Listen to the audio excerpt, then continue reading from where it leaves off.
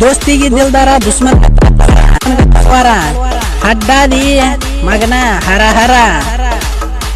ಯಾಕಂದ್ರ ಇವರು ಶ್ರೀ ಕೃಷ್ಣನ ಪುರ. ಛೈ ಛೈ ಛೈ ಅದ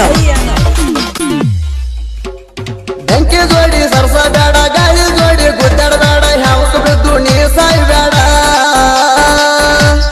ನಾಯಿ ಹಂಗ ಬಗಳ ಬೇಡ, ಎಲ್ವ ನೀನು ಕಡಿಯ ಬೇಡ, ಹಗ್ಗ ಕೊಟ್ಟು ಕೈ ಕಟ್ಸ್ಕೋಬೇಡ.